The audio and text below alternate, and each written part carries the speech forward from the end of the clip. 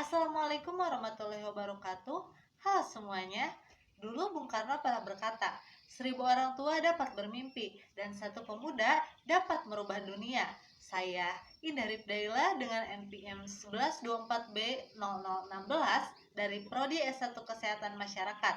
Di sini saya akan membahas satu topik yang penting terkait masalah yang ada di Indonesia. Indonesia merupakan salah satu negara dengan penduduk terbanyak di dunia. Ledakan penduduk ini terjadi karena laju pertumbuhan penduduk yang sangat tinggi. Kondisi ini jelas menimbulkan dua sisi yang berbeda. Di satu sisi, kondisi tersebut bisa menjadi salah satu kekuatan yang besar untuk Indonesia. Tetapi di satu sisi yang lain, kondisi tersebut juga dapat menyebabkan beban negara menjadi semakin besar. Selain menjadi beban negara, ini juga dapat menimbulkan permasalahan lain. Banyaknya jumlah penduduk yang tidak disertai dengan ketersediaan lapangan pekerjaan yang mampu menampung seluruh angkatan kerja bisa menimbulkan pengangguran, kriminalitas yang bersinggungan pula dengan rusaknya moralitas masyarakat. Nah, itu dia permasalahan yang terjadi di Indonesia.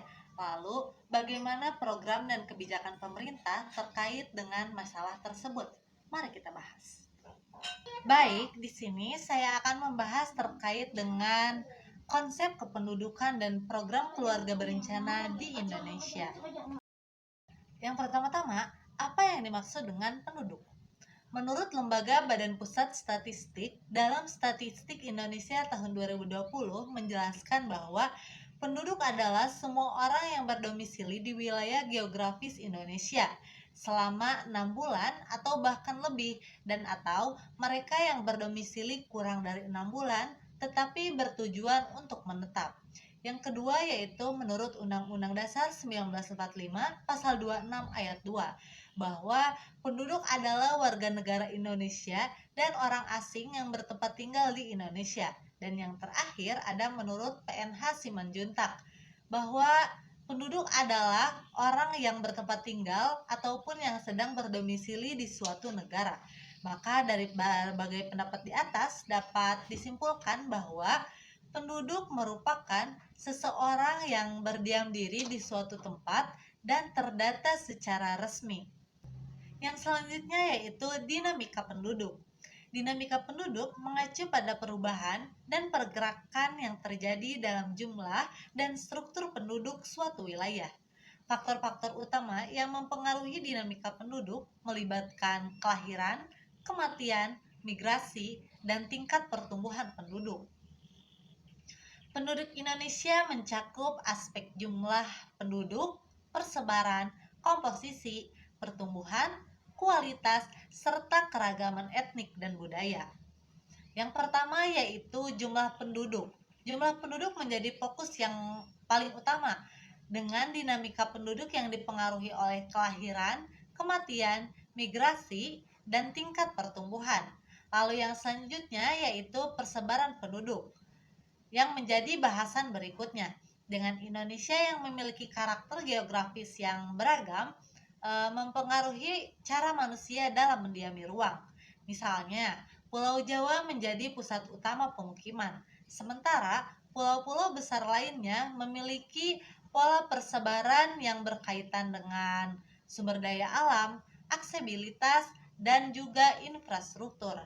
Lalu yang selanjutnya yaitu komposisi penduduk yang menyoroti struktur populasi berdasarkan usia dan jenis kelamin.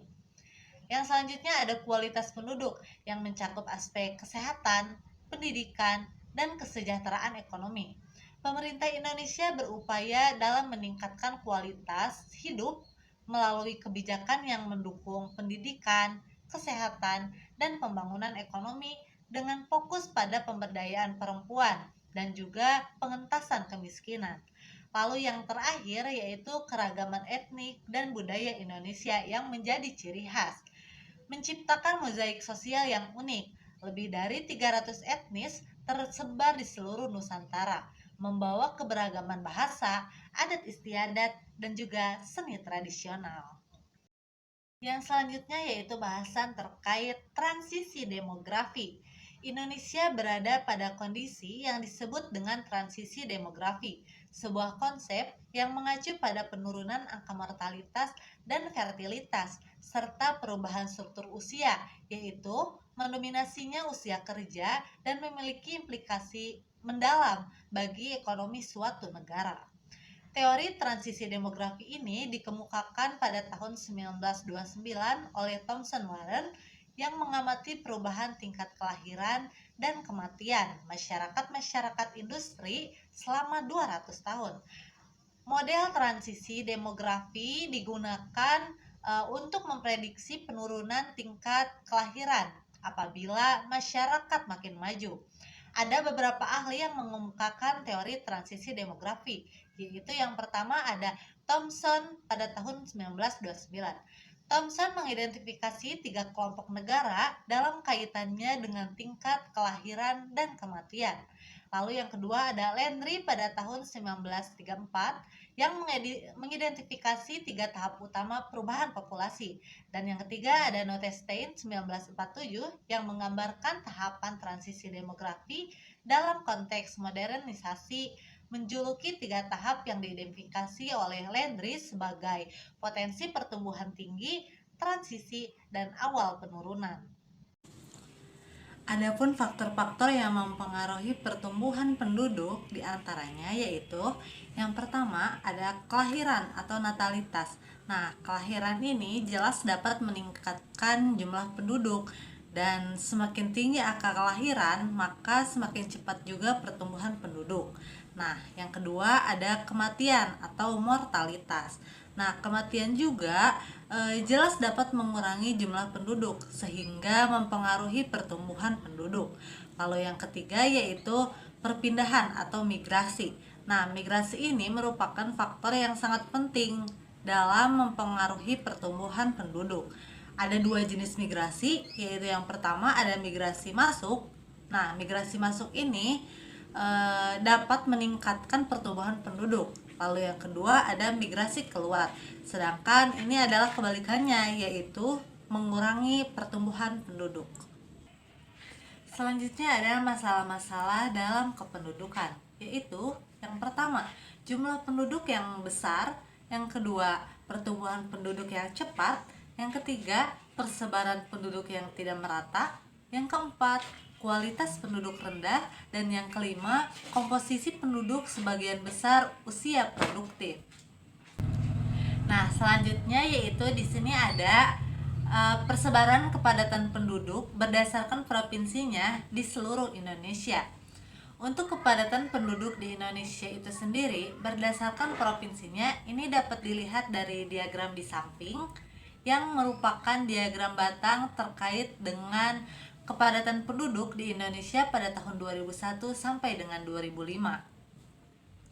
Berdasarkan diagram di samping ini pada tahun 2001 hingga 2005 terlihat bahwa DKI Jakarta secara konsisten menjadi wilayah dengan kepadatan penduduk tertinggi, lalu diikuti oleh Jawa Barat, Daerah Istimewa Yogyakarta, dan juga Jawa Tengah.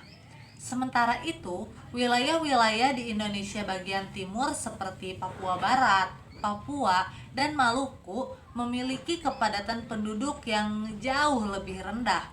Nah, hal ini menunjukkan adanya ketimpangan distribusi penduduk di mana penduduk cenderung terkonsentrasi di Pulau Jawa.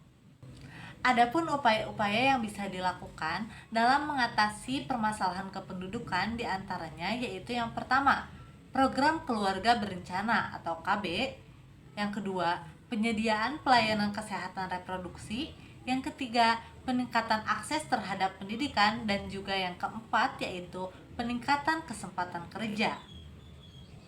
Ini sangat penting dilakukan agar permasalahan kependudukan segera dapat diatasi. Setelah dibahas dengan panjang terkait konsep kependudukan, selanjutnya kita akan membahas terkait program keluarga berencana di Indonesia.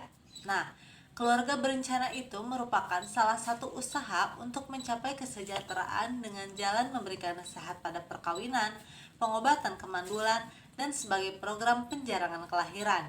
Nah, keluarga berencana dalam Undang-Undang Nomor 52 Tahun 2009 tentang perkembangan kependudukan dan pembangunan keluarga adalah upaya untuk mengatur kelahiran anak, jarak dan usia ideal melahirkan, mengatur kehamilan melalui promosi, perlindungan, dan bantuan sesuai dengan hak reproduksi untuk mewujudkan keluarga yang berkualitas. Nah, kebijakan keluarga berencana dilaksanakan untuk membantu calon atau pasangan suami istri dalam mengambil keputusan dan mewujudkan hak reproduksi secara bertanggung jawab tentang yang pertama itu usia ideal perkawinan, yang kedua usia ideal untuk melahirkan, yang ketiga jumlah ideal anak, yang keempat jarak ideal kelahiran anak, dan yang kelima penyuluhan kesehatan reproduksi. Sejarah keluarga berencana. Sejarah keluarga berencana ini dibangun atas beberapa tokoh internasional dan juga nasional. Tokoh internasional diantaranya yang pertama ada Maria Stopes tahun 1880 sampai 1950. Pada awal abad ke-19 di Inggris, upaya KB mula-mula timbul atas kelompok orang yang menaruh perhatian pada masalah kesehatan Ibu Maria Stopes. Beliau menganjurkan kehamilan di kalangan kaum buruh Inggris. Lalu yang kedua ada Margaret Sanger tahun 1883 sampai 1996. Di Amerika Serikat dikenal Margaret Sanger dengan program birth control yang merupakan pelopor kelompok keluarga berencana modern. Selain itu, ia juga yang meresmikan berdirinya International Planned Parenthood Federation atau IPPF tahun 1952. Adapun di nasional sendiri, yang pertama di Jakarta dimulai di bagian kebidanan dan kandungan FKUI atau RSUP yang sekarang menjadi Rumah Sakit Dr. Cipto Mangkukusumo oleh tokoh-tokoh seperti Profesor Sarwono Prawiroharjo dan yang lainnya. Pelayanan keluarga berencana ini dilakukan secara diam-diam di Poliklinik Kebidanan FKUI atau RSUP. Yang kedua yaitu Dr. Soeharto pada 23 Desember 1957. FKBI ini diresmikan oleh Dr. Soeharto sebagai ketuanya pada tahun 1967 yang bergerak secara silent operation. Lalu perkembangan KB di Indonesia itu sendiri, yang pertama pada masa Orde Lama, keluarga berencana ini dilakukan oleh sekelompok tenaga sukarela yang beroperasi secara diam-diam karena pimpinan negara pada waktu itu anti kepada keluarga berencana. Lalu yang kedua yaitu pada masa Orde Baru. Setelah pidato pimpinan negara pada tanggal 16 Agustus 1967, gerakan keluarga berencana ini di Indonesia diakui dan dimasukkan dalam program pemerintah. Lalu yang selanjutnya yaitu pada tahun 1968 berdiri Lembaga Keluarga Berencana Nasional atau LKBN, atau itu adalah nama lain dari keluarga berencana sebagai salah satu bagian dari pemerintah. Dan yang terakhir yaitu pada tahun 1970 lembaga ini diganti menjadi Badan Koordinasi Keluarga Berencana Nasional atau BKKBN sampai sekarang, yang merupakan badan resmi pemerintah yang bertanggung jawab penuh terhadap pelaksanaan program keluarga berencana di Indonesia.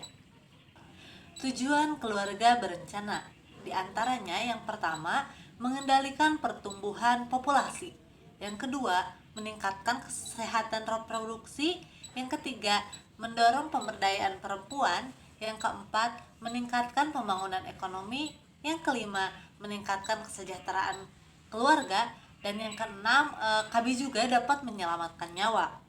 Lalu ada manfaat KB, yaitu diantaranya manfaat KB itu terbagi menjadi dua, yaitu bagi anak dan pasangan suami istri itu sendiri. Manfaat KB untuk anak yang orang tuanya ber-KB diantaranya yaitu yang pertama tidak mengganggu tumbuh kembang anak, yang kedua memperoleh perhatian, pemeliharaan, dan makanan yang cukup. Dan yang ketiga yaitu perencanaan masa depan dan pendidikan yang baik. Adapun manfaat KB untuk pasangan suami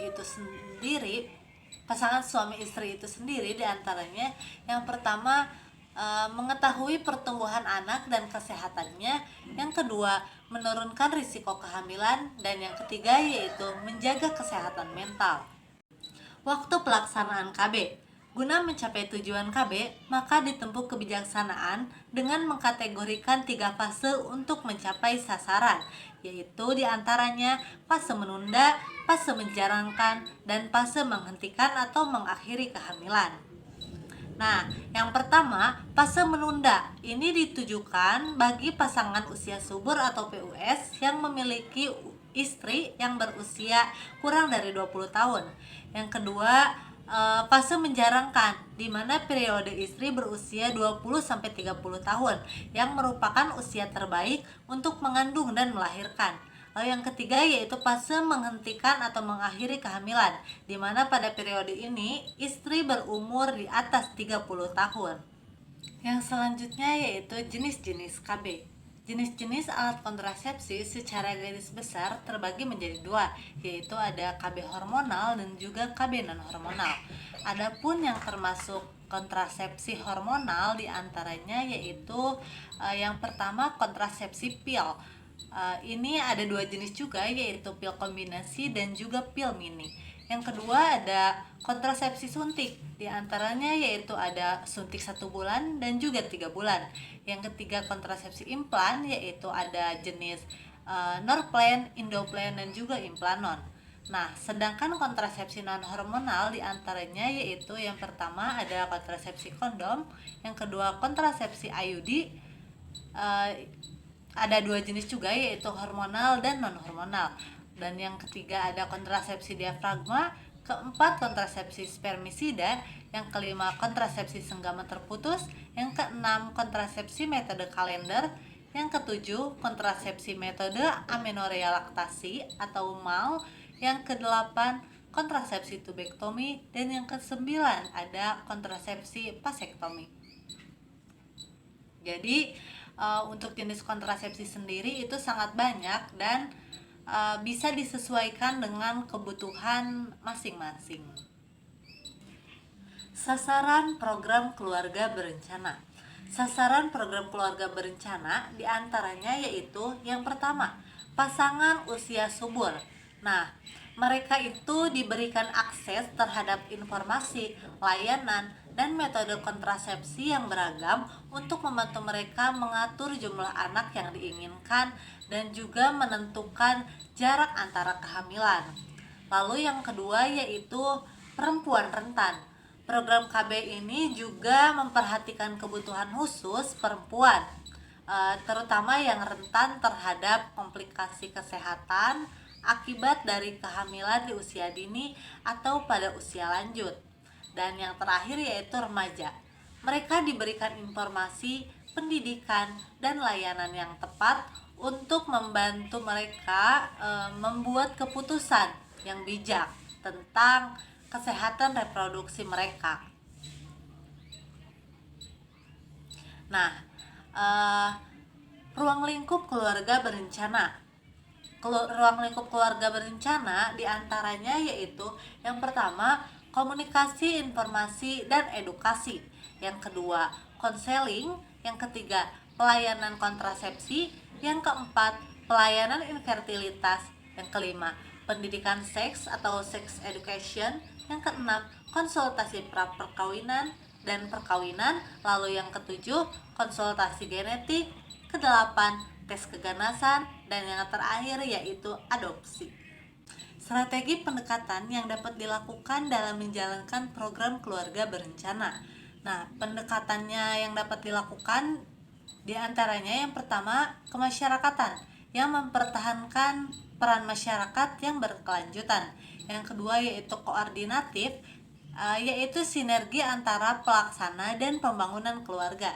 Yang ketiga integratif, memadukan kegiatan pembangunan. Yang keempat kualitatif, yaitu meningkatkan mutu layanan. Yang kelima, kemandirian atau yang disebut juga memberikan peran lebih pada sektor lain. Adapun strategi lain yaitu ada strategi 3 dimensi, di mana hasilnya yaitu 15% langsung iya, 15 sampai 55% itu ragu-ragu, dan 30% menolak akan KB. Nah, tahapan dari strategi itu sendiri, yang pertama perluasan jangkauan yang mencakup coverage wilayah dan juga coverage halayak, dan yang kedua ada pelembagaan. Prevalensi pengguna KB berdasarkan jenisnya. Berdasarkan grafik ini dapat dilihat bahwa jenis KB yang paling banyak digunakan oleh masyarakat adalah KB suntik dengan persentase sekitar 34%. Di posisi kedua adalah pil dengan prevalensi sekitar 17%.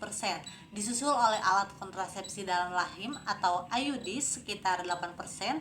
Selanjutnya implan memiliki angka sebesar 4%, metode operasi wanita atau MOW sekitar 3%, kondom 0,6%, dan juga MOP sekitar prevalensi terendah yaitu 0,3%. Data ini menunjukkan bahwa pada tahun 2005 metode kontrasepsi hormonal seperti suntikan dan pil lebih diminati dibandingkan dengan metode jangka panjang maupun permanen. Hal ini bisa disebabkan oleh faktor kenyamanan, ketersediaan, dan juga tingkat pengetahuan masyarakat tentang berbagai jenis kontrasepsi. Angka keberhasilan program keluarga berencana. Sebelumnya, menurut Ridho dan Gema tahun 2020, ada beberapa indikator yang dapat digunakan dalam mengukur angka keberlangsungan atau keberhasilan program keluarga berencana. Di antaranya yaitu angka fertilitas total atau TFR, ada tingkat pemakaian kontrasepsi atau CPR, dan kebutuhan ber-KB yang tidak terpenuhi atau unmet need. Dan juga ada faktor-faktor yang lainnya. Nah, di sini saya mengambil salah satu dari yang tadi, yaitu angka pemakaian kontrasepsi atau CPR. Dapat dilihat dari grafik di atas menunjukkan angka pemakaian kontrasepsi pada tahun 2005. Nah, terlihat bahwa provinsi dengan pemakai KB tertinggi ada Kalimantan Utara, lalu Kalimantan Tengah, dan juga Lampung. Sedangkan yang terendah adalah daerah Papua.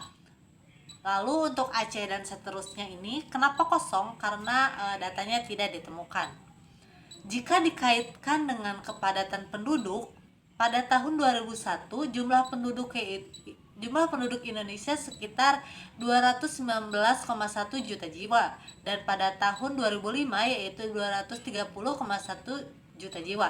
Ini menunjukkan adanya peningkatan jumlah penduduk yang signifikan, yang menunjukkan bahwa program KB ini belum merata.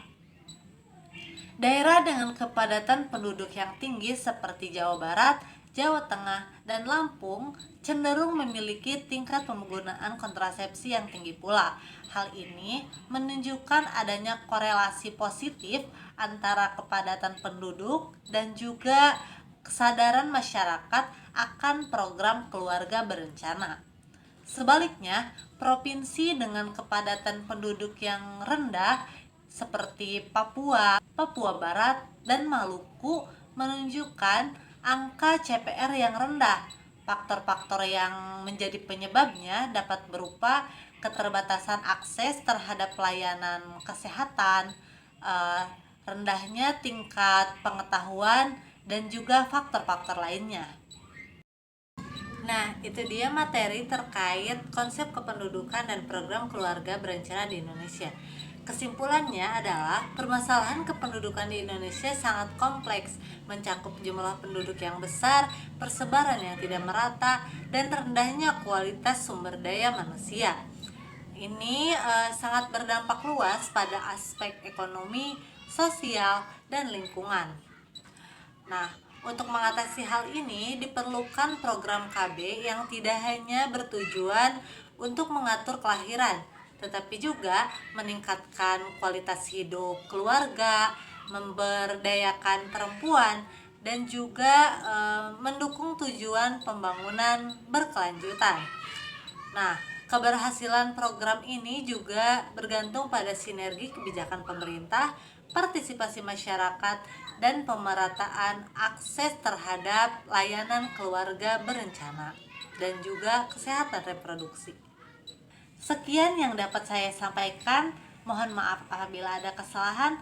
Terima kasih atas perhatiannya. Semoga bermanfaat. Wassalamualaikum warahmatullahi wabarakatuh.